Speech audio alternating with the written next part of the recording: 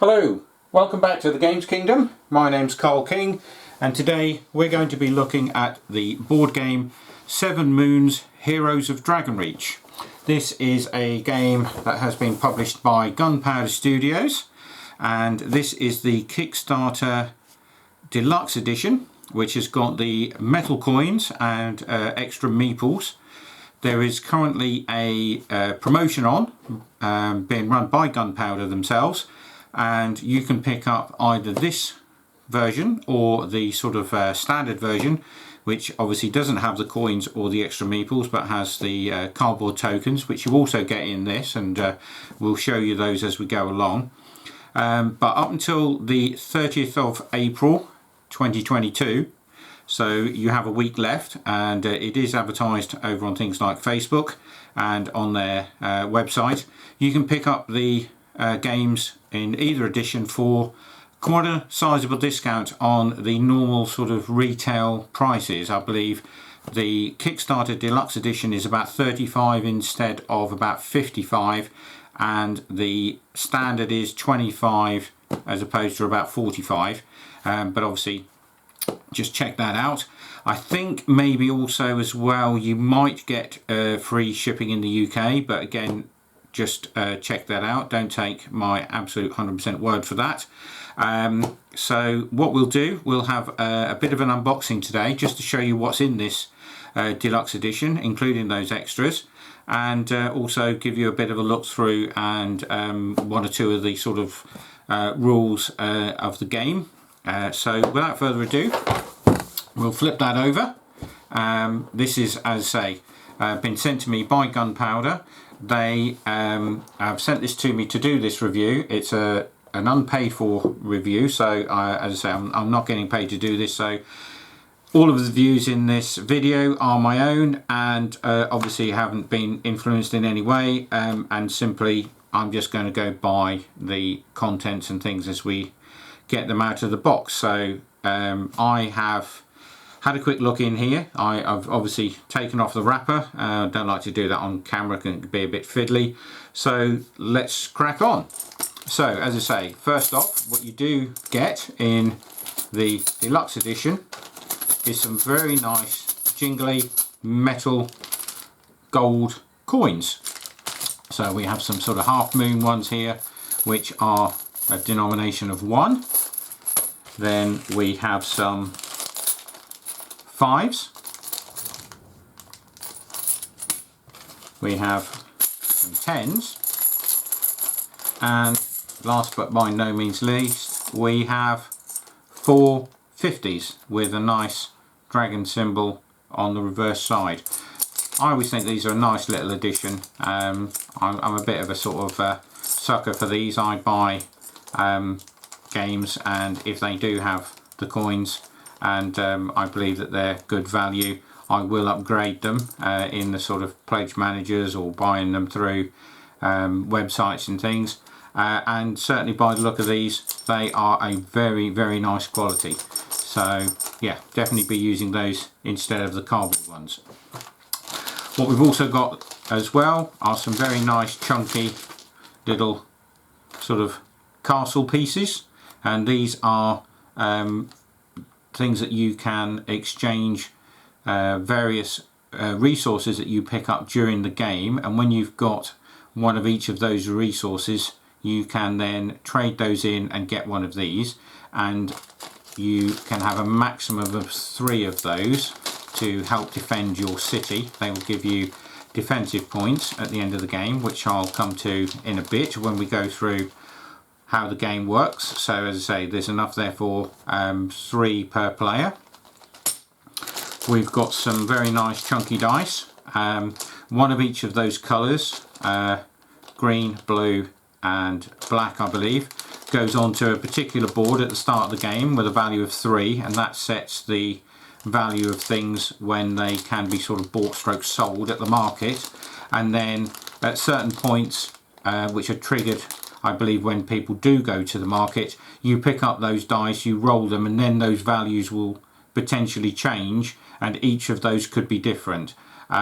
So then that gives you the different denominations of sort of value for certain resources and things in the game, depending on what's on the face of that particular dice. We've got some nice meeples here. These are the meeples that again are part of the deluxe upgraded version. So these things here are just some nice little additions to the game, and instead of sort of cardboard tokens. So again, nice quality, very chunky as you can see there, so not flimsy, they won't sort of break or get damaged easy. And yeah, always, again, as I say, and for the sort of extra £10 between the sort of standard and deluxe edition currently, I highly recommend that if you're going to get this after seeing this review or watching a playthrough, or I've seen it online elsewhere, highly recommend that you go that extra little bit, the extra £10, to get those nice coins and those extra very nice weighty wooden meeples. We've also got the meeples here in each person's player colour. We'll just show you the white ones because they're probably easier to see. So what you've got here is you've got a meeple on foot, on horse and a dragon. So obviously each of those you're going to be able to go around the board more quickly if you're on a horse or a dragon than you are on foot. Everybody starts on foot, and you can upgrade, but you only then upgrade and you remove that one, so you don't get both. And then you can upgrade from the horse to the dragon. I believe what it costs you is it costs you 5 to upgrade to a horse, that's 5 gold, and 10 to upgrade from the horse to the dragon. You get the horse by going to the market, which is in the centre of the board, which we'll show you again in a little bit. And then there is a place called Dragon Mountain on the board where you can go and you can exchange and pay for the upgrade for your horse to change to the dragon. There are areas on the board which are water, and obviously the dragon will let you fly over those, whereas on foot and horseback you might obviously have to go round or go over bridges that are on the board in certain spots. And as I say, everybody starts with the same meeple, and you can upgrade or not as you see fit, and also as your gold and resources allow. But obviously the quicker that you can go around and do certain things on the board and gain certain resources and or benefits, you can change those into extra fortifications, and you can also get allies and other bits and pieces to help you out along the way. The other meeple, sorry, I should have shown you, the other meeple here basically is a track marker, which we'll show you again later, and that moves along the track, and when it gets to the end of that track, that triggers the end game sequence. Got a nice little bag here which is for a particular sort of variant of the game. You put little sort of fairy tokens in here, and if you get to a certain point on the board, again you can try and roll a dice. If you roll a 5 or 6, you're allowed to pull one of those fairy tokens out, and that will give you added benefits. You keep those, but you can only have one fairy as a sort of follower stroke helper throughout the game. But they just go in there, and it's a nice little addition, nice little sort of printed bag with the game logo. And then obviously you can store stuff in there as well.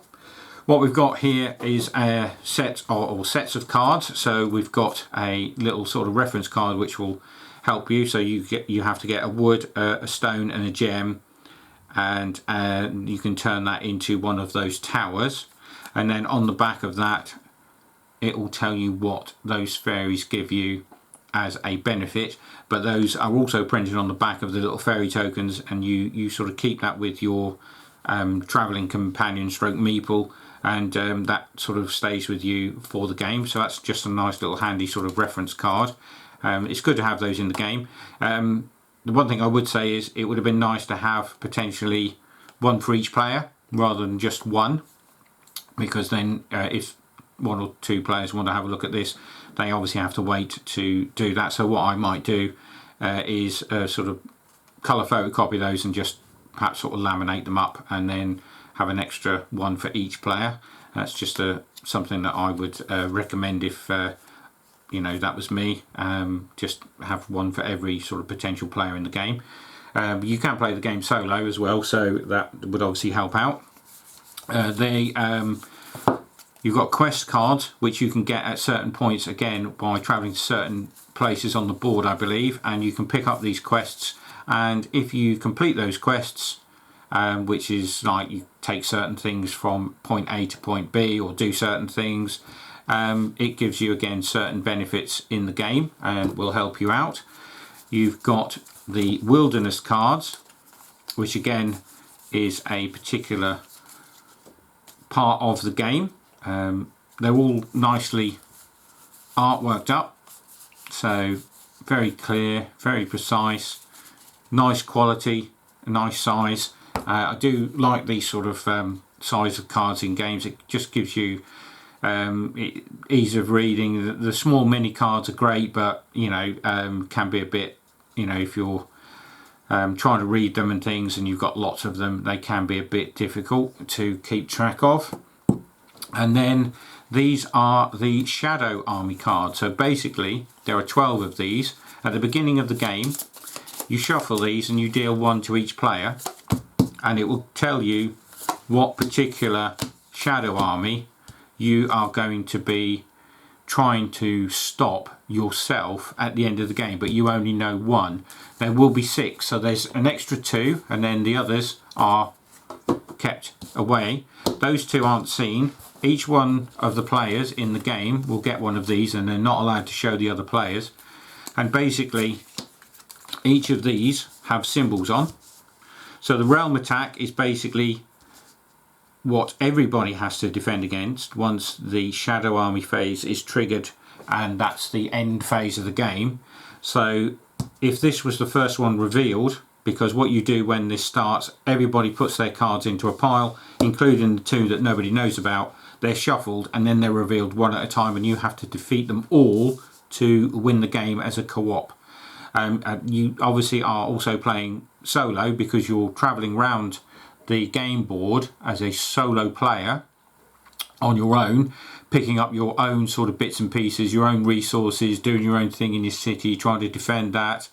But you, on this card, it will tell you which of the allies you need to help you defend against this particular army. So you've got things like the elves here, the dwarves. So each one of these will be a different thing. So your card will give you that. So you can travel to a certain point on the board and you can pick up an ally of that particular ilk.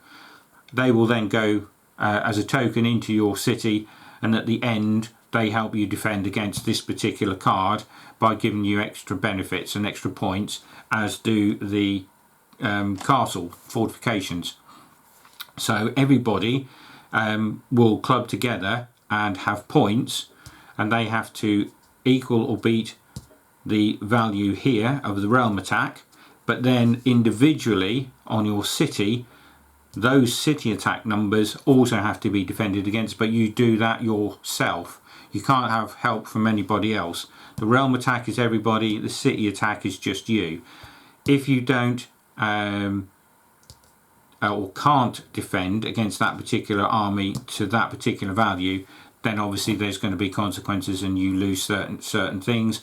And then if you get down to a point where you don't have any points left that you can defend with, then obviously you're potentially out of the game. But I believe that you are, as this is a co-op game, you would still potentially win as a group, but obviously you're trying to last as long as you can collectively, because you need more points as it goes along. And some of these cards, as you see there, the Fire Dragons of Far, the realm attack is 19. So if you've lost 2 people potentially out of a 4-player game already, and this comes out, the remaining 2 players are going to have 19 points between them to defend against the attack, and then 5 points individually. So not all of these cards will be out every game.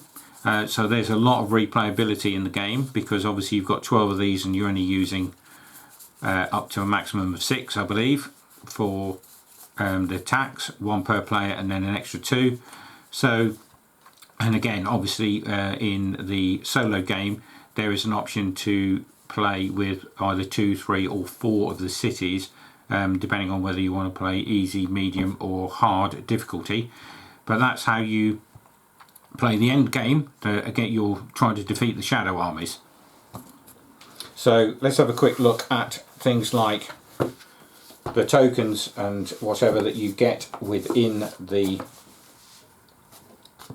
box. So here we've got these, and these are the items that you can go around and collect, and obviously collecting one of each of these you can trade those in for a defense tower. These are those little fairy tokens that I was mentioning earlier that go in the bag, and if you're playing that particular variant you can then roll a dice on a certain area, and if you get a 5 or 6 you can pull one of those out of the bag. And again, the benefits of that are shown on the back of the token, as well as obviously on the back of the reference card. Very nice quality, nice thick card, printed both sides, full colour, very good quality tokens there. Here we've got the 50 point coins. So these are the coins that you will get if you bought the retail version. So there you can see sort of side by side the 10s, 5s, 1s and some other tokens at the bottom there, and then the 50s. These are the shields that you go around and collect, and these are the ones that again are shown on the bottom of the Shadow Army cards, and you will sort of go along and request the help from these. They will become your allies. These sit in your city, and then at the end game sequence obviously you'll at least try and get the one that's shown on your card, because that's the one you know that is definitely going to be one of the attacks that will come along. But the other cards could have any of these on, including more of the same of the one that you've got. And then there's other obviously tokens that are used in the game. This particular centerpiece here is used at the end game, and I'll show you. I'll take that out and then I'll show you what that does. As I say, that's the other coins. We've got faction boards here, and the other two sort of smaller end piece boards. This is the market where I said you get 1 dice of each set up on a 3 at the start, and then depending on what happens at certain points in the game you pick those up, re-roll them, and those dice get put back on here with potentially different values each time, because obviously every time somebody rolls you're not going to get the same dice rolls very often. You've got the Moonrise track, which is where that black figure sits on, and as it goes along and when it reaches 7 that triggers the end game sequence. These are your player boards. So as I say, there's 4 players in the game maximum. As far as I'm aware, that you can't, or there won't be an expansion to this, because obviously you'll see on the board there are only spaces for the 4 cities. But again, nice quality. We've got a little booklet here which is the solo rules. So as you can see, nothing on the front, nothing on the back as to say extra rules, but there you go. Nice and simple, 1-page rules really for the addition of a sort of solo game. There are little bits in the rule book as well, but obviously, you know, this is your solo rule booklet, so it's not too much of a sort of difficulty rating to sort of move on from sort of playing it either as a 2, 3 or 4 player to playing it as a single player. And then obviously you can play on easy, medium or hard mode. We've got a nice looking rule book, so it just gives you a bit about the game and the Shadow War. Shows you there in the book what we do to set up the sort of game area, putting the board out, spreading those out, putting certain piles out, the dice, the cards and the tokens. I like to put them all into little individual pots just to keep them neat, but obviously everybody is slightly different. It gives you examples of where the things, and shows you where certain bits go on the board, and resources. So going to certain spaces on the board will get you certain resources, and also going to certain areas on the board will give you allies, and also certain places on the board you'll be able to do other actions like upgrades from foot to horse and horse to dragon. It tells you obviously, you know, how to play the game on your turn, what you can do. Tells you about movement, using horses and dragons, the wilderness encounters, again that's the cards, and the resources. So it says about carrying resources, gives you the things about the market. So as you can see there, that shows that that is not obviously the first turn, that's been they've been re-rolled and put down, and those were the new values. This shows that you need one of each resource to buy one of the defensive excuse me, castles. It tells you about the moonrise track. So again, that figure moves along here. When certain things in the game are done, that will move along, and then, as I say, when it reaches 7, that's the shadow phase. You've got things about your quest cards, and then you've got at the end the realm defense and the city defense. So as I say, you're playing one altogether and one on your own in sort of terms of trying to defend against those points shown on the card. You've got defense bonuses, fallen cities, and then victory. So basically, Dragonreach is saved if at least one stronghold or ally remains in any city once all 6 shadow army cards have been resolved. The winner is the surviving player with the most victory points. So each remaining stronghold you get 15 points, each ally in your city is 5, each completed quest is 5, and if you get or hold any incomplete quests you get -5 points. So you can play this, as I say, as a co-op game. So it's you know, everybody is trying to help everybody out, but there are obviously solo elements even in the sort of 4-player game where you're playing you know, for yourself in your own city. But it looks to be a very well thought out, nice game. I've watched a couple of sort of videos, intro videos and playthroughs, very short videos which you can check out either on the original Kickstarter page or on YouTube.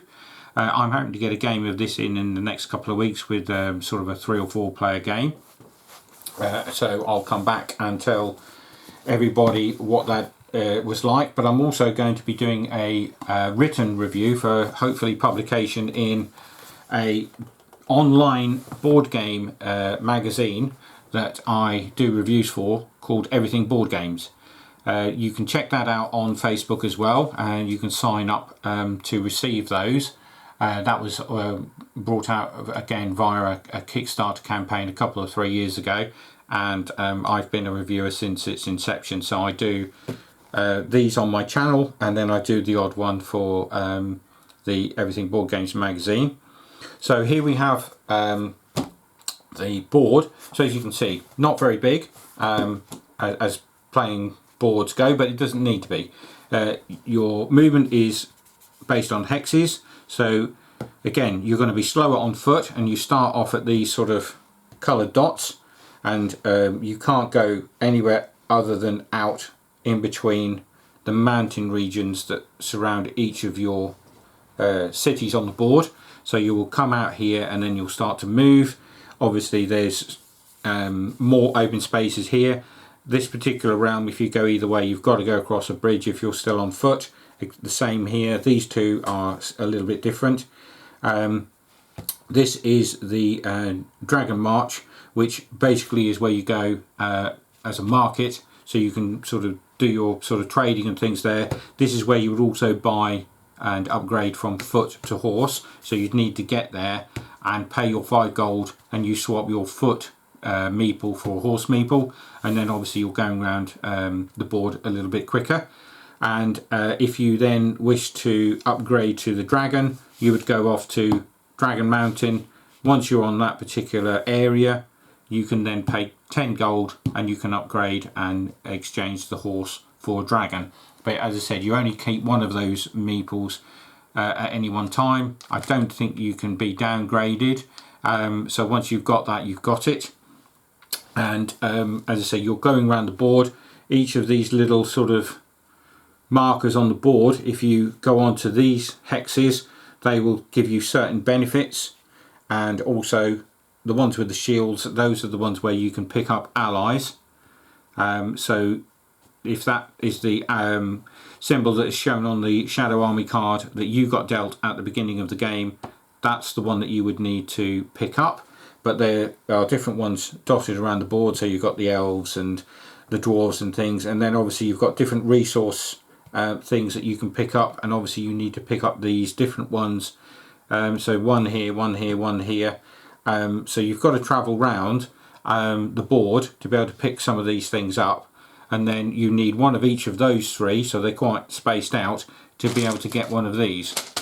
So again, you know, you've got to move around the board, but certain things will trigger that moon rise track to move along, so you might not get all of the actions that you want to do in the time, because everybody can affect that moonrise track, and it could move more than once per sort of round, where the moonrise track is moving because certain people are doing the same things and it just moves quicker.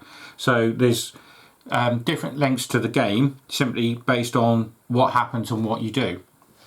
Once that is triggered, this is put over here to signal that you can't go back there anymore. That's now out of the game, and the shadow phase begins, and that's where those cards come in, and whatever the 6 cards are, they're shuffled, and then you start to reveal them, and you will play against each of those, and you'll then continue until either all of the particular 6 that you were dealt between yourselves and the blind ones at the start of the game have either been defeated, or everybody is out of the game, have no points, and there are still armies to be defeated. So we'll see how that goes when we get the first game in. I'm going to try and get a couple of solo games in of this to sort of build up my knowledge of how the rules work. But as I say, not overly complicated by looks at the rule book, you know, sort of a quick flick through of that, and also of the solos. So yeah, all in all, excellent production quality. I would say well worth the money that they're selling it for currently. So as I said, if you want a standard version, I think, as I say, till the end of April they're about £25, and the deluxe version is £35, in which you get all of those extra 27 odd meeples or whatever it was, and also all of those gold coins. So yes, we had 27 extra meeples and 46 gold coins. So as I say, for the extra £10, I believe what you get extra more than covers that. So yeah, 7 Moons, Heroes of Dragonreach. Looks to me as though it's going to be a nice little fun game. The age range is 7+, so if you've got children, this seems as though it's going to be quite a nice sort of intro game as well. And the fact that it's got nice coloured meeples, gold coins, cards that are very nicely done with some lovely artwork, and the fact that you're working together as well in certain points, and certainly at the end, alleviates, certainly with some younger gamers, the feeling that, you know, oh, I didn't win, or whatever, and, you know, my brother won, my sister won. You know, with this, there's that element of co-op that, you know, everyone's trying to work together, as well as playing obviously their own game to try and help their own city survive at the end. So yeah, I think this will be a nice little intro for the younger gamers, but I think I'm going to enjoy playing this, and I think my gaming friends will enjoy this. And with the size of the box being fairly small, as you can see, it all fits into that nice little box there. Can quite easily take this away on holiday, if whether at home or abroad. Easily fit into a suitcase or a bag. Take that away, even if you're only playing solo.